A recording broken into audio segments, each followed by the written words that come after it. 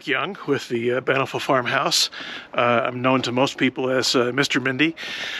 We've had several inquiries about our rainwater collection system, and so I just wanted to cut a quick video about that, what motivated us to go through and put the system in, and how it's been working out for us that way.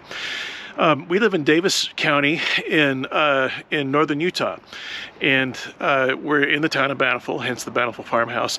And we receive two different types of water services here. The first one is our culinary water, and the second one is seasonal, and that is what's called our Weber water irrigation system, our Weber water irrigation. And that is sourced off of, I'm guessing here, the Weber river that feeds most of Davis County. And that starts in the springtime and ends in the fall, and sometimes it's a late spring and an early fall, like it was last year when we were dealing with the drought conditions that have been so severe here in this area. Our irrigation was cut off prematurely last season, and left our garden pretty vulnerable. We still had a lot of yield left on the plants and vines and things that way, and when we're not allowed by law to go through and water with culinary water, so we had to come up with an alternative to the irrigation system here. So we decided to source rainwater off of our roof, off of our gutter systems. And in doing so, we first hired a service to come through and cover all of our gutters with a stainless steel mesh that keeps the leaves and large debris out of the gutters that way. And then we also had the gutters rerouted. So all the downspouts from really the eastern part of the house to the western part of the house were rerouted into one main collection system.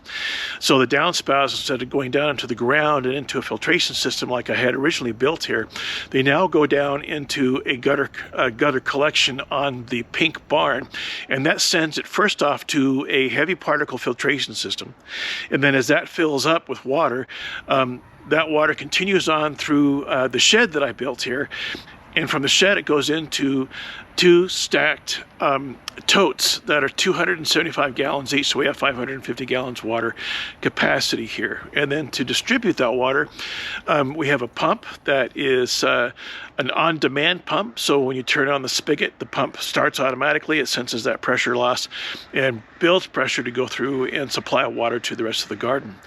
And that system is run off of a solar system that I installed, a small solar panel that goes to a gel battery with a small solar management system that allows power to go not only to the pump itself, but also to the lights that we have in our garden sheds that way. So we're able to use this and supplement to our Weber irrigation water.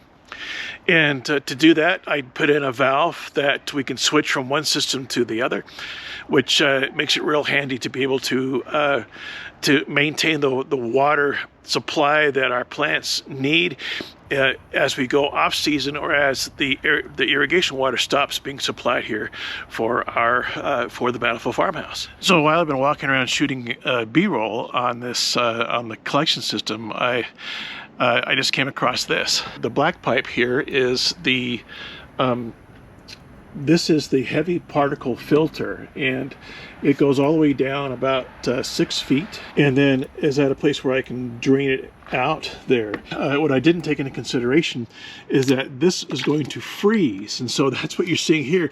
This has heaved up and has separated the top of this. I haven't glued anything down really for this very reason, but it's heaved it up, and it's taken the whole system here and kind of tweaked it. So we're going to need to obviously let this thaw, and then put it back and restore it back to its original condition. In order for the water to run to the bottom tote and then to fill up and then fill up the second tote, it's important that the totes are vented. So as water displaces air inside the tank, the air has some place to go. So the bottom tote has a vent that comes off the top of it and goes up to goes up beyond the top of the top tote. Okay, so as the top tote fills with water, it's still venting from that part as well, theoretically. As long as everything is clean, it'll go through and do that kind of venting and displacement as it fills up with water. It's been my experience with heavy rains here that we can gather 300 to 400 gallons of water overnight in a single rain, which is pretty remarkable given the amount of roof area that is collecting the water and how that water is sent down to the cairns. So for the spring of 2023 growing season, I'm going to double our capacity and add 2 more totes to go through and collect as much water as we possibly can. The water is distributed from the water pump and it goes out to the system, and it goes to, we have 4 drip systems within the yard, and we can run 2 of those systems simultaneously with the amount of pressure that's generated by the water pump that we have on this. So if you have any questions, please feel free to post them down in the comments. We monitor this channel regularly. Oh, and when you get a chance, we now have the Bountiful Farmhouse Facebook page. If you just search the Bountiful Farmhouse, you'll find the page, and there is where we can have more in-depth discussions and a little bit more in-depth as far as the tools, the techniques, the theories behind what it is that we're doing here at the Bountiful Farmhouse. So if this is helpful, if you like what you see, please subscribe if you haven't yet. We would love to have you along the ride. We're going to go through and take this series all through this growing season through 2023. And if you like what you see, hit that like button as well. All those things factor into the algorithm that puts this channel into a favorable light as far as YouTube is concerned, and all the rest of the channels as well. So thanks for joining us, and we'll see you on the next episode. My next episode here is that we'll probably talk about the building of these sheds.